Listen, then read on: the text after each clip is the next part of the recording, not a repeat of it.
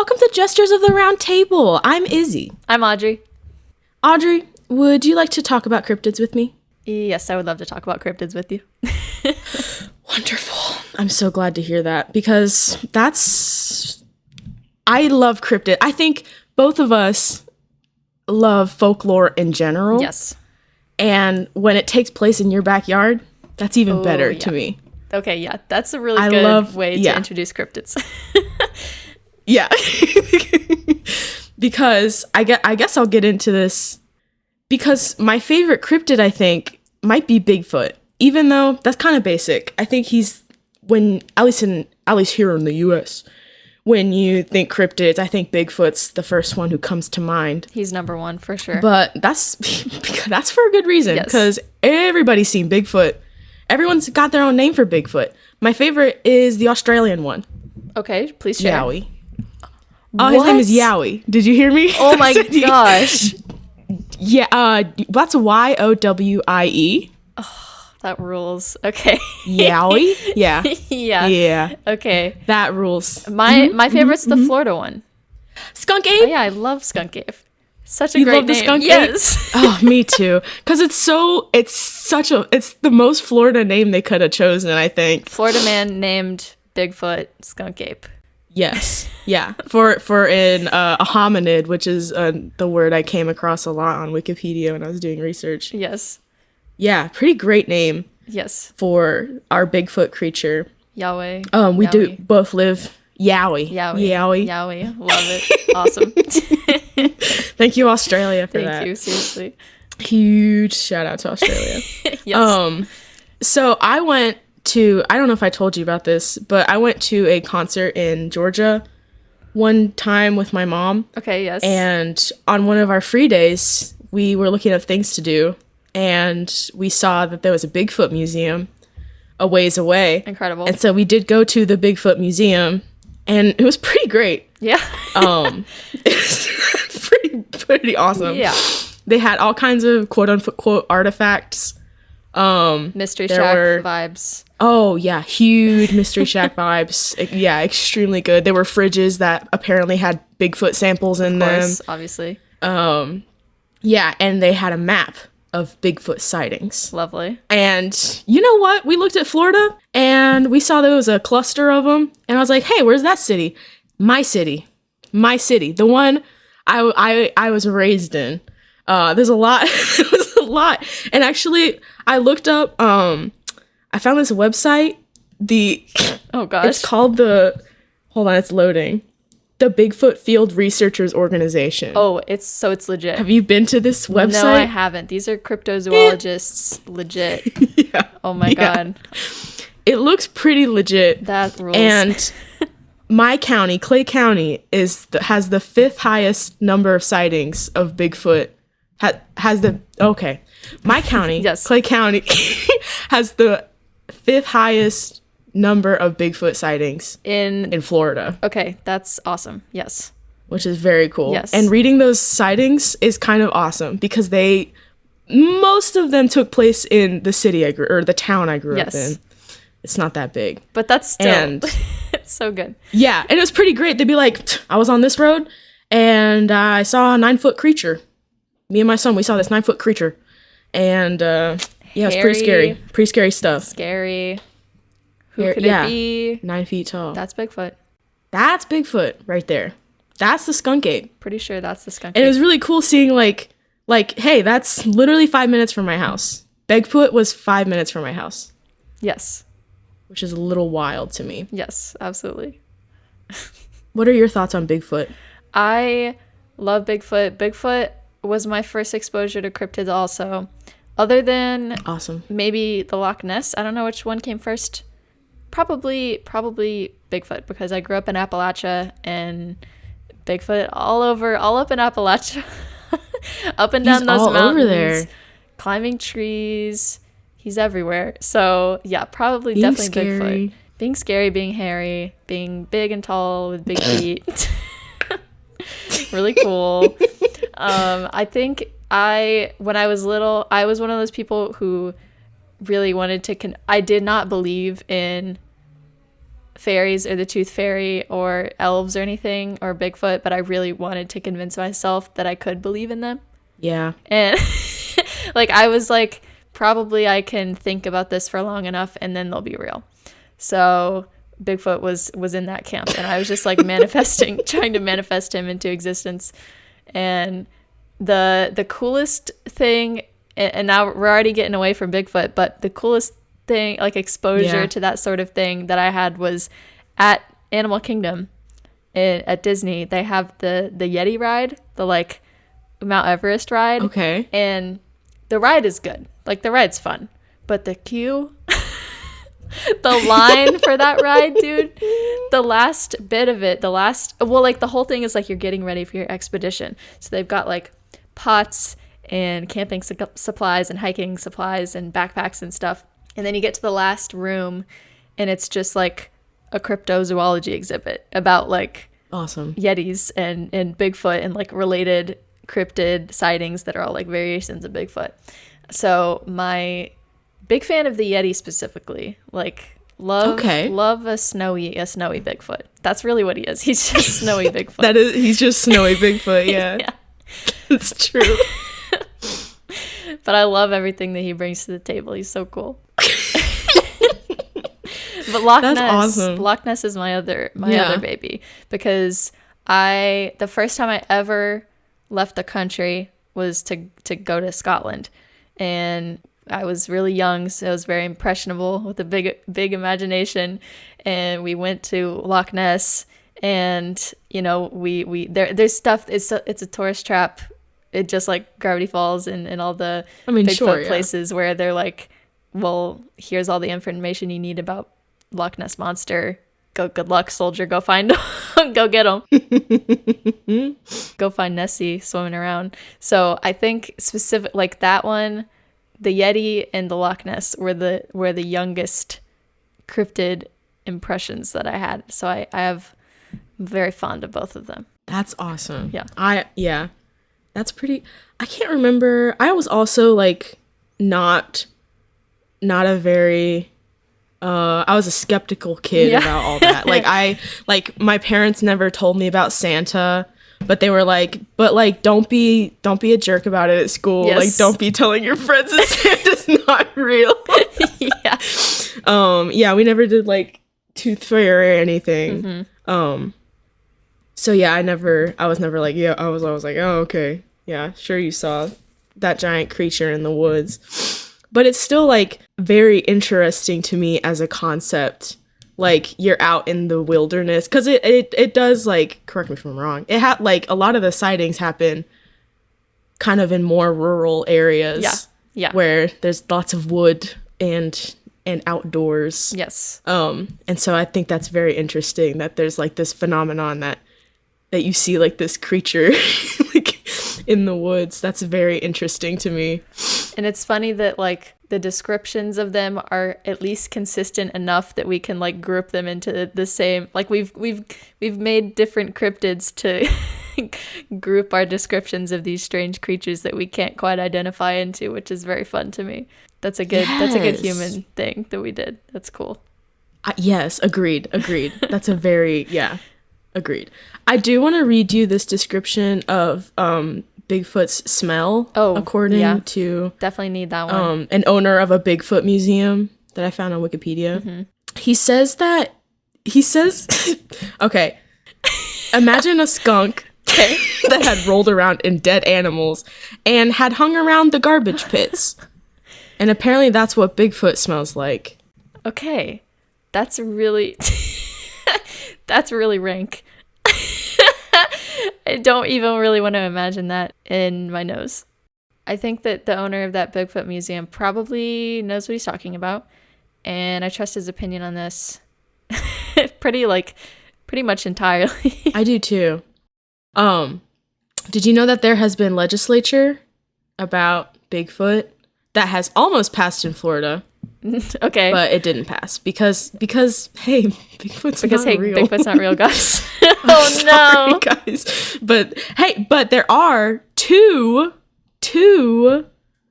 bills that passed in Washington About Bigfoot. In 2 different counties about Bigfoot, saying it's illegal to hunt and kill Bigfoot. What? Yeah. Oh my God. Any willful, wanton slaying of such creatures shall be deemed a felony. Whoa. So it's a felony to kill Bigfoot. You cannot kill him. Oh my God. Kill Bigfoot. Whoa. Well, I mean, at least like they've got their bases covered. If Bigfoot suddenly is real, you can't kill him. You can't kill him. Now, apparently it did pass on April 1st, which kind of funny. Kind of funny. But then the county commissioner said, this is not an April Fool's Day joke. There is reason to believe such an animal exists. Oh, shit. The government said that. The county commissioner? The government said Bigfoot's real. What? No fucking way. So... Oh my gosh. Holy moly. So if you're real big into Bigfoot, you should probably go visit Washington. Guys, I think you gotta get to Washington right now. Oh my gosh. Guys, somebody go check out Area 51 quick. Oh my god. That's not where Washington is. No, I know. Certainly not. Certainly not. The Space Needle and Area 51 are not in the same states, unfortunately. Not yet. Not yet. Wow, that is so cool. What were the ones about Florida? What was the legislation about? Here's the thing from it says in 1977 a failed to pass bill was proposed to the Florida state legislature to make it illegal to take, possess, harm, or molest anthropoids or humanoid animals. Whoa. So that's like that covers all the cryptids. So they did make up the word anthropoids. Anthropoids? Yeah, Mothman, Wendigo, Mothman. Not the Jersey Devil, I guess, but like at least 3 or 4 of them. A lot of them. Yeah. A lot of them. Can't kill those guys. Wow. Or take them. Well, actually, you can. You can. You kill can, them, yeah, because the bill failed to pass. Okay, yeah, you're right. Oh my god. But make sure you're not in Washington state if you do try to kill Bigfoot. Yeah, no way. That's crazy that you can't kill the Virginia cryptid in Florida. Like, Mothman is not going to get all the way down here. Well, maybe he will. But, like, if he gets all the way down to Florida, then... Well, I guess, actually, it doesn't matter. You can get him. You can get him. You can get him. I lost my train of thought. You can get him, though. No, that is an interesting, like a like a refugee story about a big, like, from the point of view of Bigfoot. He lives in Washington. He's trying to escape state borders. That's crazy. But Mothman is not protected. No, only Mothman's Bigfoot. Not protected. That kind of rules actually. So what if they in Washington they find Bigfoot and somebody's like, well, I can't kill this. How do they know it's Bigfoot? They passed legislation against killing Bigfoot. How do we don't know what Bigfoot is. Oh, wait. So it's not... It didn't say Bigfoot. I did just delete the picture. Okay. Hold on, let me pull it up again. Oh, no. Okay. I'm gonna read the paragraph. Sacramento County, Washington passed a law regarding Bigfoot in 1969 declaring that any willful, wanton slaying of such creatures shall be deemed a felony, subject to substantial fine and or imprisonment. Now, I could probably look into what the description preceding that was, but I don't really want to. Yeah. Okay. The fact that this legislation was passed on April 1st did not escape notice, but County Commissioner Conrad Lundy stated, "This is not an April Fool's Day joke. There is reason to believe such an animal exists." And then it was amended in 1984 to preclude an insanity defense, and to consider such a killing homicide if the creature was proven by a coroner to be humanoid. What?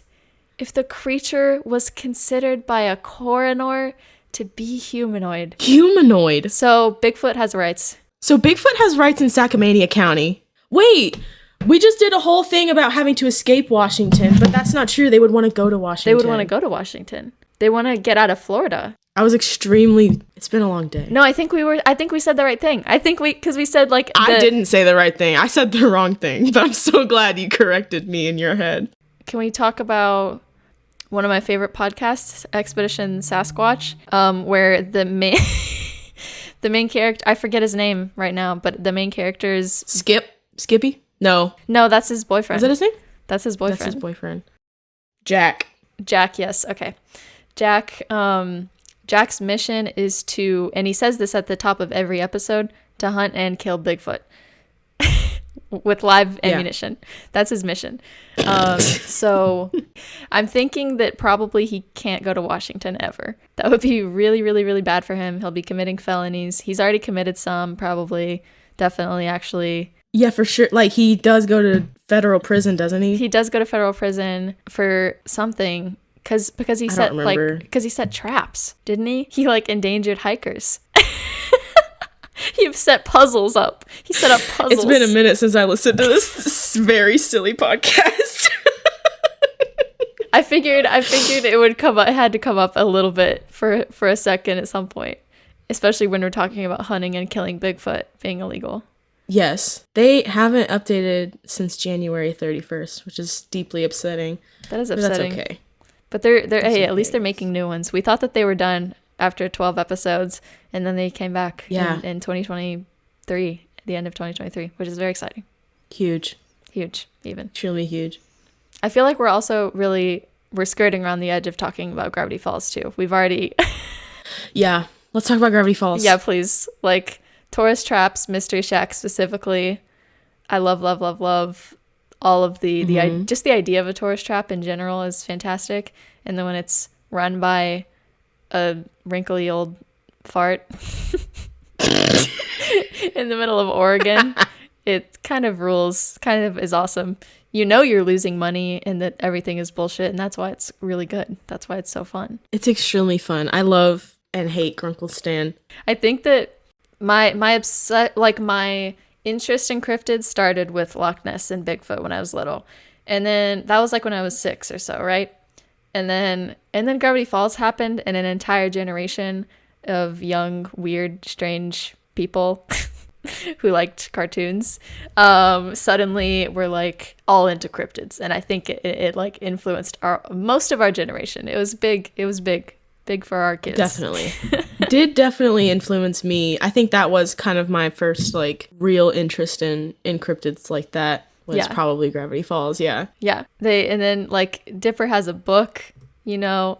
Yes. Hey, you guys know about Dipper's journal. You guys know about Gravity Falls, but like that idea of like having a bestiary and like a compendium of all these cryptids, and the idea that you can like research them and find out more information, all of that, so intriguing. And if you don't like that side of it, you just go into the woods and you find them on your own, and then you take your own notes and figure out what the cryptids are all about, which is also very fun. I love it. I can go in my parents' backyard and find Bigfoot right now. Skunk Ape is there waiting for you. Skunk Ape is right there.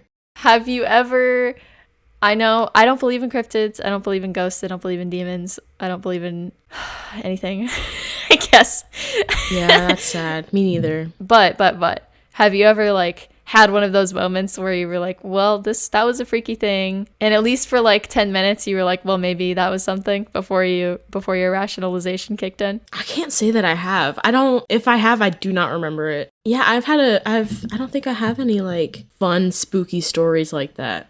Okay. Although my dad did say that he saw ghosts one time when he was a kid. Relay the ghost story. I love a good ghost story. He said I don't know if he was having a sleepover or maybe his cousins were sleeping over, but this was in Puerto Rico, home of the Chupacabra. I'd love to talk about him later. But him and or maybe it was just his siblings because he's got a brother and sister. Yes. But he woke up in the middle of the night and saw these shadows of like these ghosts like dancing, and I think he woke my uncle up or not. Yeah, but he saw ghosts dancing and he never found a good explanation for it. Okay, so that rules. My dad saw ghosts. I don't remember this story, but my mom and dad tell it to me all the time. Apparently when I was little, when we were moving from Florida to Virginia and unpacking our house, we had a lot of stuff in the garage, and I was just playing in the garage amongst the boxes and stuff, and I ran out of the garage and went and found my mom, and my dad wasn't in the house. It was just my mom and I. And I went over to my mom and I said,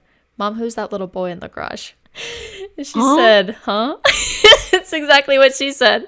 And she went in the garage and she looked through the entire place. There was nobody in there, but apparently I kept telling her that there was a little boy who was on my tricycle riding around in the garage.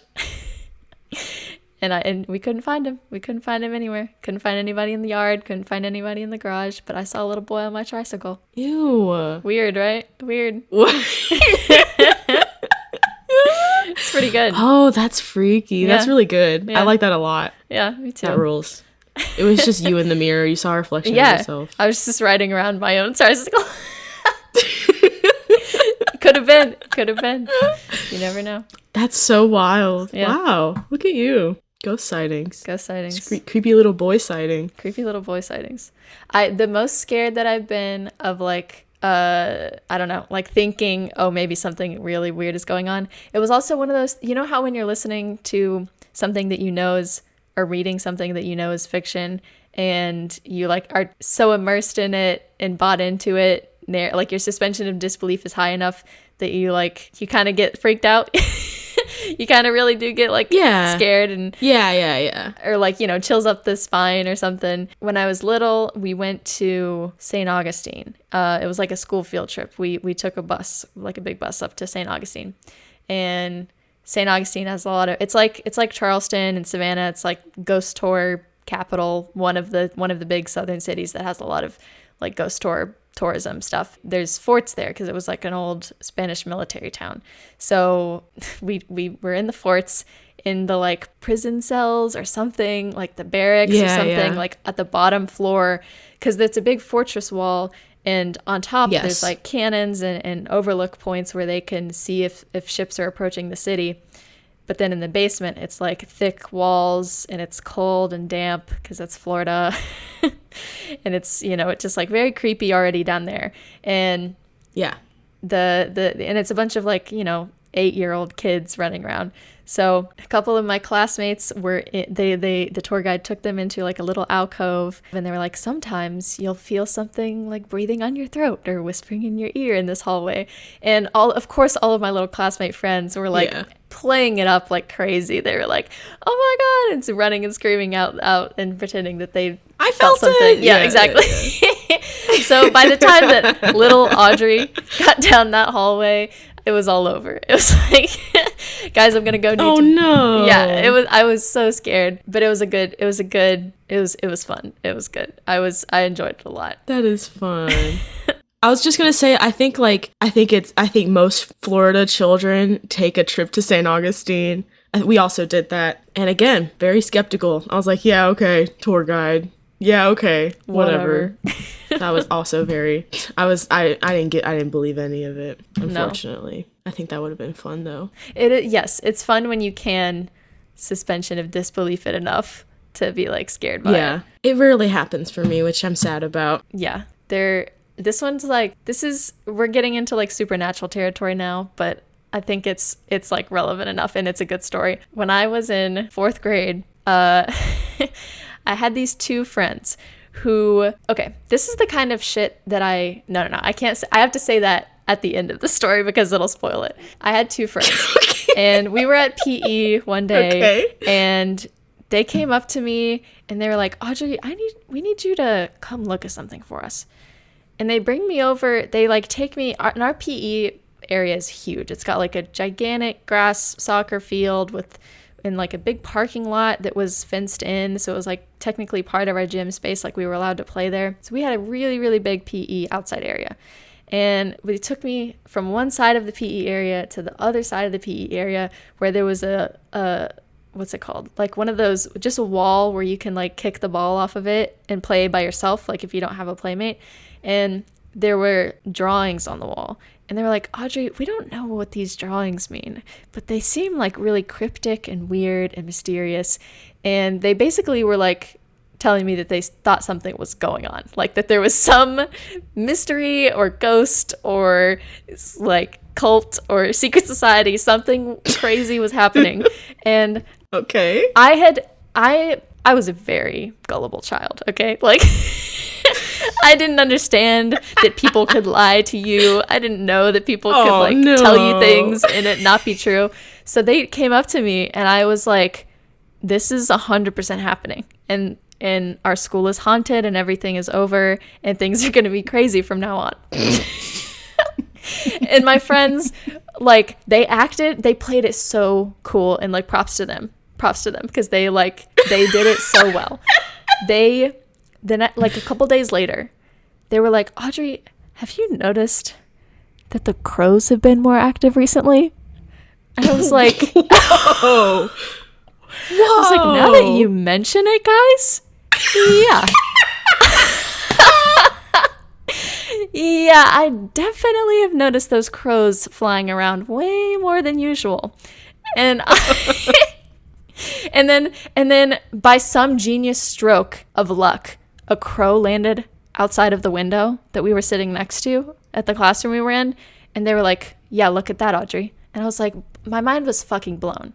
I couldn't believe it. I could not believe it. And I get to the end of this, and it looks just so much crazier in retrospect. But like, so that happened, right? The next day, they bring in a little wooden box with a lock on it. And it's covered in dirt. That they put on before class. Yes, of course, that they put on before class. And they had drawn in the same symbols that they drew onto the wall, onto the box. Oh my god. Izzy, my mind, I could not comprehend what was happening. I was like, holy shit, there's like a real, like, I was so there was zero doubt in my body. I'm not kidding. Like, there was nothing in my brain that was anything other than 100% convinced that this was legit happening. So they bring in this little box. I open the box. There's paper with like old weathered writing on it. The edges have been burnt. They've done their fucking work. Like, they put the work in. Yeah. They were not messing around. They were ready to like fool me. What grade was this? 4th grade. What? Too old to be pranked as hard as I was. Too old. I was gonna say too, like, extremely young for them to go like this far. True. Yes, to prank that's true. You like this. That's also, yes, very true. But I don't know. It couldn't have come at a more perfect time, because if I had been like a year older, I don't think I would have fallen for it. And if it had been like a year younger, it wouldn't have been, the pranksters wouldn't have been as adept as they were, I think. Yeah. Maybe they had their moms helping. I don't know. But like, it was good prop work. Or maybe my like brain, because the memory is so long ago, maybe my brain is like warping it and making it into this like the most convincing, compelling thing you've ever seen. And it was like, no, I like to think of these genius mastermind 4th graders. I think so. So that happens, and I'm like, at this point, I don't know how to solve the mystery. I don't know what's going on. I just feel like I'm swimming in the biggest conspiracy that there has ever been, and I'm in the middle of it, haunted by crows flying overhead.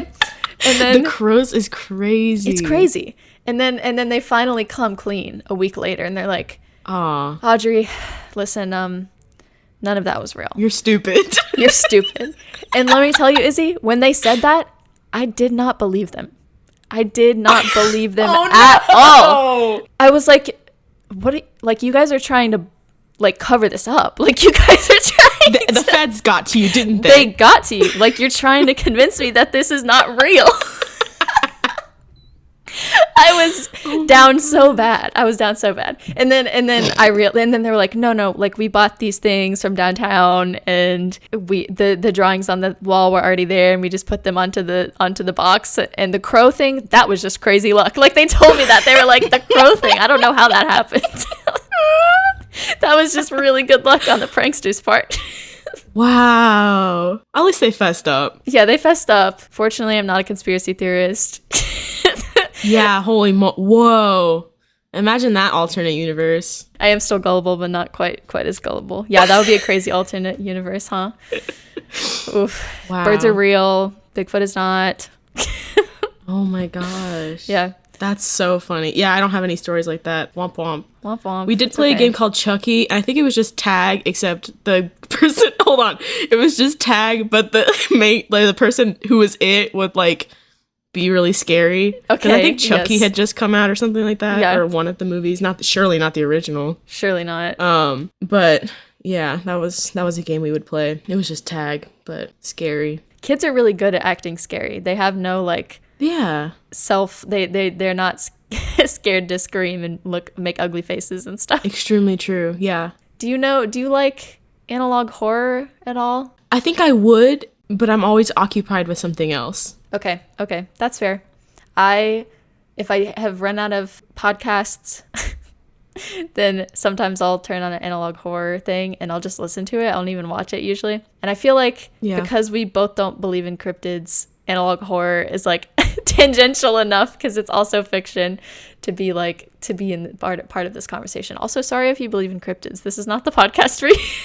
Oh yeah, sorry. And like I envy you. I wish I believed in cryptids because that would be a fun little. I know. Or maybe it'd be terrifying.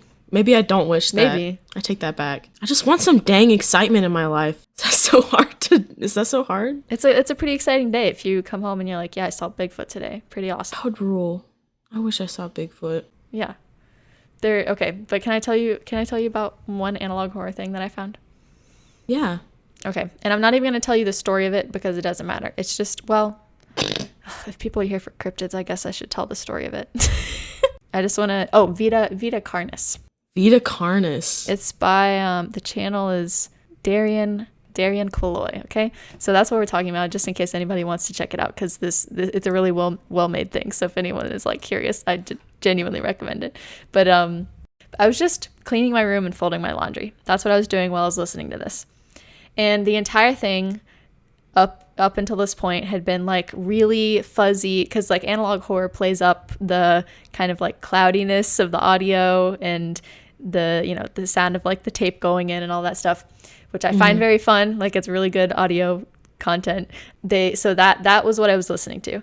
And then they start talking about a new creature, and the clearest, crispest knock on wood rings out through my ears, and I screamed out loud, threw my earbuds out of my head, and literally, I'm not kidding, Izzy, I went like this. Mom? I screamed out for my mom. I screamed out loud, screamed for my mom, and threw my earbuds away. That's how like, oh my God. It scared the absolute shit out of me. I could not. My heart was beating through my chest, and I like literally, you know how sometimes you get so scared that like you are like keep looking back over your shoulder, like you're paranoid that something is there? I kept doing that. Like, it was a YouTube video. I was scared so bad. And it's not like I think that this Vita Carnis is real. It just got into my head. So, my God. Craziest thing ever. Really well done. Wild. When was this? This was when I was in like my second year of college, like sophomore year of college. Yeah. Oh, scared out of my mind. I was just so impressed, like scared out of my mind in the moment. In retrospect, was so impressed because I would never have thought like, oh, wouldn't it be like a great jump scare / like I'm gonna immerse this person even more by like having crispy audio in the midst of all of this fuzzy, distorted stuff. I don't know. Really well done. That rules. Yeah. I love when you get creative with audio content like that. Like, yes. I know the podcast you just got me to start listening to, Malevolent. Yeah. Plays with that too, with the I don't know their name yet, but the character kind of comes in and out and the audio quality gets distorted sometimes. It's really fun. That's always really fun to listen to. Yeah, that's good stuff. I'm excited for you to listen to more of that show. I can't wait. I am too. It's good stuff. I listen to horror podcasts to do everything. I don't know why, but that's interesting. Yeah, I draw with it, I run with it, I walk with it, I bike with it. I do the dishes with it and laundry with it. Love me a horror podcast. I go grocery shopping with it. I go grocery shopping with it. I eat dinner with it. My best friend horror movie podcast. Will you please tell me about the chupacabra? Yeah. Yay. I'll tell you about the chupacabra. Thank you. So, bro was invented in Puerto Rico. Yes. And this was like in 95. So okay. Not very old. And the name means sucks goats, or the goat sucker. Okay. Apparently, a lot of people, their livestock was getting murdered by this creature. Yes. And then this like comedian guy who was doing a radio show called it the chupacabra. Oh, shit. And now he's all over the place. And even there was this Ukrainian news network I read about. Yeah. And they used to give Chupacabra updates when the news was slow, which is kind of wild. Oh my gosh. What? That a news network would do that is kind of wild. The government said Bigfoot is real, and the news is reporting on Chupacabra. Yeah. Yeah. So, like, there was one lady who saw it, apparently, and was like, it looked like a reptile. It looked like this weird alien. What? And she just happened to have seen this movie with an alien in it earlier. But that was a total coincidence. Yeah. Didn't look anything. No, it wasn't it wasn't that. Alien from Alien. She did not see that. No. Wasn't the xenomorph? No, it wasn't that. No, it was a different thing. I promise. I swear, bro. I swear. I promise. Okay, wait. So what is the physical description? Do people give the physical description? Because I've heard it described as like a dog a lot. I didn't realize it was Yeah. So it was originally described as, like, at least from my research, my very brief research, yeah, as like an alien reptilian type critter. Huh. But then more people started, like, quote unquote seeing it and described it as like a hairy guy. And so a lot of people are attributing it to, like, dogs with mange. Yes. Because those things look creepy. Oh, yeah. Like, if I didn't know any better, yeah, that thing looks ugly. That's the chupacabra right there. Yes, that is a creature. That's a creature. That's a creature. So yeah, that's where the dog-like thing comes from, is okay. Probably the sightings of coyotes and other canids. Tell me more. Do you have anything more about chupacabras? No, I wish I saw one. Wish I had a pet chupacabra. That would be awesome. I do think it would be it's more fun to imagine them as the reptilian, because, like, yeah, that was the best artistic rendition I saw, was that it literally looked like a dinosaur on hind legs, but it had like the classic, like, alien big eyes, cone head type, like that head. That was a very good illustration. But yeah, a lot of, like, there was a movie that came out last year called Chupa, and that one kind of is faithful to the dogs with mange thing. Like, it looks like that, except it has wings. I wonder if that caused any drama in the cryptozoology community. Maybe. I don't. This doesn't look like him at all.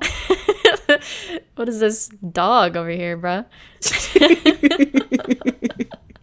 I would love to see the discourse on that, honestly. Oh, yeah. Read up on that one, maybe. I'll have to read up. I'll do some post-show research. I just like this variation of the same animal. I think that's very interesting to track how the descriptions and everything change over time. Yeah, it's yeah, very interesting to me. So because, like, Bigfoot, I always hear consistent. Loch Ness is Mothman. Like, all of those I hear. I hear the same, like, physical descriptions, but for Wendigos, I hear, like, that one always seems to be, it's like Chupacabra too. It's like you hear different things every time. Like, sometimes it's a really, like, strong but, like, just oversized man, like too tall with, like, eyes that are all white or something. And then sometimes it's like this really, like, Slenderman almost type creature, like two, like, limbs that are way too long and way too thin. They can, like, hide in the branches of tree. Like, oh shoot, that one Gravity Falls mini episode. Do you remember that one with the guy who hides behind the trees? But, like, sort of. Oh, like yeah. Yes. That one, by the way, scared the hell out of me. I was not okay after watching that one. Yeah. I was like, oh my gosh, if you can't ever see it, I'm never gonna know if he's standing behind a tree. I'll never know. I'll never know. I can tell you if he's standing behind a tree. I'll tell you. The answer is always going to be no. Don't worry. Never. You've got the sixth sense, and it's just that you don't believe, which is good. Yeah. The sixth sense is skepticism. The sixth sense is skepticism. Oh my god. Put that on a t-shirt, bro. I'll draft one up. Please. Oh my god. Oh, that's really good. Okay, yeah. Yeah, but I think that idea of a cryptid that can have different appearances depending on the person that spots them, but they can still, like, group them in the same category is, like, yeah, that's very cool. I didn't do a lot. I don't know much about Wendigos, so that is interesting to hear that there isn't a lot known about them. I feel like most cryptid stories originate in similar ways. It's like either a creature that just looks weird in the light in the day, the time of day it's seen, or it's like something is going wrong and the people need something to blame, like with like the goods going missing and stuff. Which, well, that's the reason why werewolves and vampires exist too, like werewolves especially. I know less about vampire origin than I do the werewolf. Don't worry, my love, I know everything about vampires. Oh yes. Do we need to save that for the vampire episode? Okay, yeah. I was gonna say. But like werewolf origin story, do you know that one at all? I vaguely, we touched on werewolves in my vampire class. Okay. From what I know, it's like the people there was probably, we don't know exactly, right? But like probably there was some sort of bacteria or yeast infection in the breads that they were producing in medieval times. And so when they I don't know about this. This is interesting. Hypothetically, they were selling bad bread, and it was whatever the bacteria or the yeast was, when they ate it, it was causing like mental disturbance. So like they would get really aggressive and angry, and it would cause people to just like kind of freak out. So like we think maybe they would have just like taken off their clothes, howled at the moon, run around, and kind of like been aggressive, and that could have been how the werewolf story kind of originated. And then as the story was passed down, we were like, oh, it's on the full moon that these men turned into wolves and all that. But I think that was, honestly, I probably learned that on another podcast.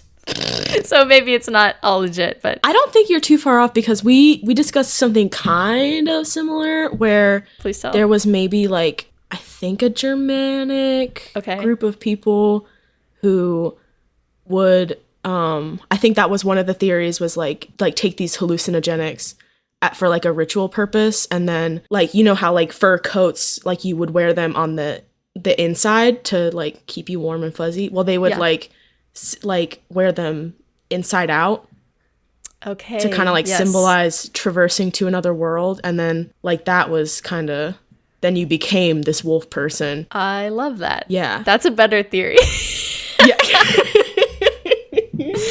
Than silly bread. I love that. No, I mean, but I think you're onto something there with like the hallucinogenic. I think that is a component of the folklore. I would love to do more werewolf research. We should both do more. We could have a whole werewolf episode eventually. Oh, absolutely. We'll do a vampire episode and we'll do a werewolf episode. Awesome. I can't wait. Have you, because we talked about Gravity Falls. Oh no, wait, I did tell you about this. I told you and Abby and Ari about this, but the Art Bell radio show, I don't even want to talk about the whole. We can talk about the whole if you want to talk about the whole. We have to at least touch on the whole so that people know what I'm talking People have context for why we just said the whole. The whole.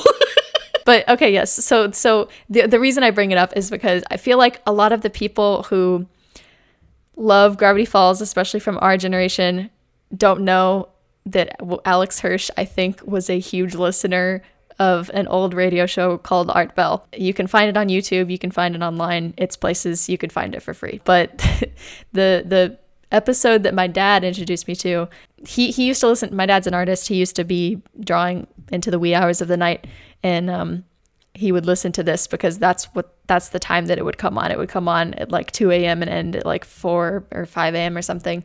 And there was one episode called Mel's Hole, where this guy called in and he had found a giant hole in a field that was like, 20 feet in diameter or something, maybe bigger, maybe smaller. I'm just giving you that's a random number. I don't know. But, a really big hole in a field. And he had done like these experiments, and he'd like tested it out, and he'd like drop stuff in there. He'd run rope down there, and he could never find the bottom of this hole. And like, you're listening to this episode, and if you grew up watching Gravity Falls, you're like, hang on a second, I know exactly what this is. I literally have seen this. And then you realize that maybe Alex Hirsch took a little bit of fun inspiration and listened to a couple of Art Bell episodes while he was at Cal Arts. I don't know. We'll never know. We'll never know. Do you have any comments on the hole? Because I would love to hear your thoughts. I wish the hole was real, because they haven't been able to find it since, right? Oh gosh. I don't know. I feel like we talked about this very extremely late at night in the ceramics lab at college after your very late comics workshop class, yes, which ended at 9:00 at night. Literally 9:00 at night. Mel's Hole 2024. Any updates? Surely not. Updates? Let's see. I just want to see where it is. And it's nicknamed The Bottomless Pit, aka the episode of Gravity Falls. Mm-hmm. It's supposedly in Washington. Okay. Washington State. You mean where Bigfoot's protected? Yeah, exactly where Bigfoot is protected. It's Coast to Coast AM Art Bell, 1997, I guess. Oh, okay, here we go. Ready? I'm gonna read. This is from the Wikipedia. Okay, ready? Okay. According to State Department of Natural Resources geologist Jack Powell, the hole does not exist and is geologically impossible. Jack, you're killing my fun, Jack. I wish the hole was real. There's so many, because you were telling, like, so many people, like, people would gather to, like, add rope and string and stuff to try to get to the bottom of this thing, and then they couldn't. No. The hole doesn't exist, guys. I want to believe so bad. I I know, me too. In 2002, they did another search for it, and they couldn't even find it. It's a darn shame. Maybe everyone was making it up. They took hallucinogens. Yes, they took hallucinogens. And they all put their coats inside out. And had a really good Friday night. Man. You know, my mom was telling me, have you heard of the time traveler in Florida? No. What? Tell me. Please. You haven't heard of this? No. Okay, so there's this video that went viral a while ago. I don't know what city. Okay. Anyway, I don't know what city it was in, but there was this video of a guy walking into a shed, like on someone else's property. It was caught on a Ring camera. And then he came out like a week later. Yeah. Apparently, and he looked much older, but it was like the same guy. And there's like video evidence of this. Weird. And this happened like a month ago. Yeah, there's apparently a time traveling Florida man. Yeah. That's wild. But there was this whole thing, and it was like maybe it's like a promo for the Stephen King novel, or it's fake, whatever. But I don't know. That guy, it kind of looks like him, but older. That's weird. And apparently the property owners are like, I never seen this man in my life. I don't know who that is. Time traveler, methinks. The time traveler. I think so. He came to the same, so if he's a time traveler, he came to the same place in the middle of nowhere, Florida. The portal's in the shed, obviously. Oh, the portal's in the shed. You're right. My bad. Literally my bad. How could I? Yeah, you're so right. Nah, but I don't know. Who's building a time travel in their shed? A time travel machine. Kind of goofy. Kind of cool, though, at the same time. Kind of cool. I want to believe. Have you read The Time Machine? The Time Traveler? I have not. It's kind of a weird story. It's pretty good, though. Doesn't weird. Sound like it. It's pretty weird. It's pretty weird. It's all right. Yeah. It's a pretty good story. Pretty good story, I guess. It starts with secret society talk, and that made me like okay. I love a secret society in fiction. but then it gets all, well, now I do love, I don't know, it's really good actually. Never mind. It's really good actually. It gets really cool after that. Now that I think about it, actually awesome. It's kind of rules. It's one of those books where it gets really, I love surreal and abstract. Like Hitchhiker's Guide is one of my favorite books ever. And it like makes no sense. And I love those kind of stories. And this one is kind of like that. Like you just start reading it and you're like, man, what mental imagery am I supposed to be conjuring right now? But I kind of like that. It's kind of awesome for like an early sci-fi novel to feel like that, to like just be. Even Frankenstein feels like that sometimes. That's like an OG sci-fi. Anyways, you want to recommend a song for the week? Oh yeah, let me think on that. I've literally only been listening to Gorillaz. You can recommend a Gorillaz song. I'm gonna recommend Plastic Beach by Gorillaz, the song. The album too, but the song. But the song, guys. Oh my gosh. Literally on loop. Always. Pirate's Jet too. That's not my recommendation. Just a good one. Oh, I love Pirate Jet. Okay. Mine's gonna be, I've been listening to nothing but Willwood, so it's gonna be Skeleton Appreciation Day from Everything Is a Lot 2020 remastered by Willwood. It's an excellent song. I do love Willwood. I love Willwood. Well, if you want to follow us on Instagram and TikTok, those are the social medias we have. That's at Jesters Roundtable. We'll be posting hopefully video clips and photos there as you do on social media. Check us out. And we've got a link tree in the bio if you want to look at that. You can find all our podcasts on Spotify, Apple Music, and YouTube. YouTube.com. Thank you guys so much for listening. We hope you had a good time talking about cryptids and all the things adjacent to cryptids. We'll see you guys soon. Okay. Bye. Bye.